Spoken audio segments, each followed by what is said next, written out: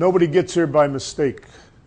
You could work in a bar forever and believe in random chaos. Entropic drifters pushing through saloon doors, a shower of human asteroids. You might end believing in fatalism or in some great invisible magnet, a spinning force driven in the dank dark. I grew up in Ohio and came to New York after I graduated from college. The first night I was in New York, I came here with a couple other fellas that were staying at a youth hostel, and I got drunk here the first night in New York. So little did I know, but this was going to be my home. I got an apartment upstairs. A guy I knew had an apartment up here, and he was actually where that guy was going off to Vietnam, and so I took the place in January 1970. In June of '72, I began working here. They needed somebody to fill in, so I started working here part-time. I went to grad school at City College in the writing program. I worked with Anthony Burgess and then Kurt Vonnegut for the 2 years I was in the program, and they had great people there. Joe Heller was there, Adrienne Rich, who just passed away recently.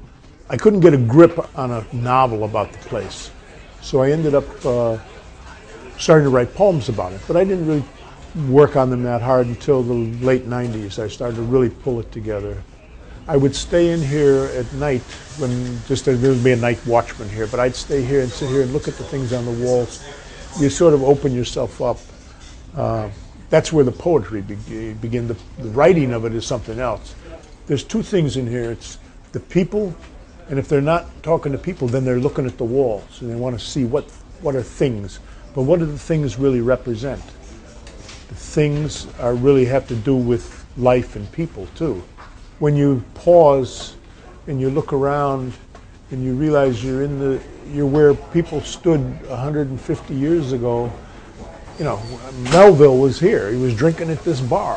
The 20th Century Limited was a train.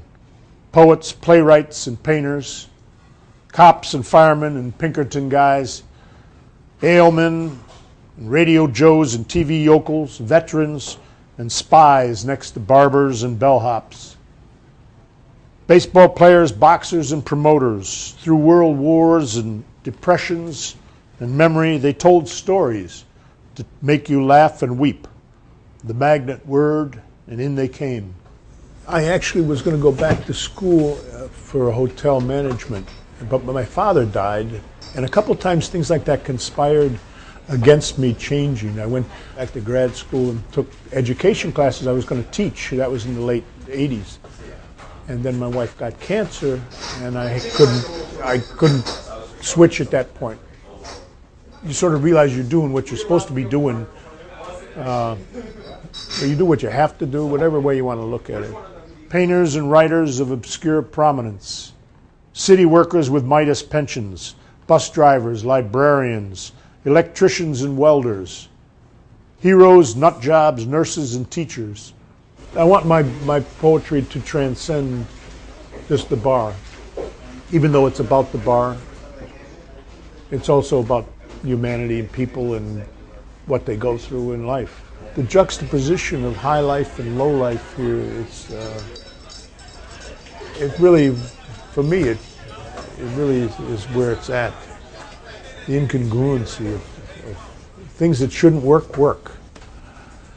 You know, if you want to sit down, you got to sit with other people, and then you start talking, and that's when you get the transvestites talking to the tourists from Oklahoma, and they realize they're not so different, you know, after all. They may look different, but that's McSorley's. Seen from the long view lens of 40 years working in a place, people are way too self-conscious. They shouldn't worry so much about the superficial things. It's not worth the waste of energy.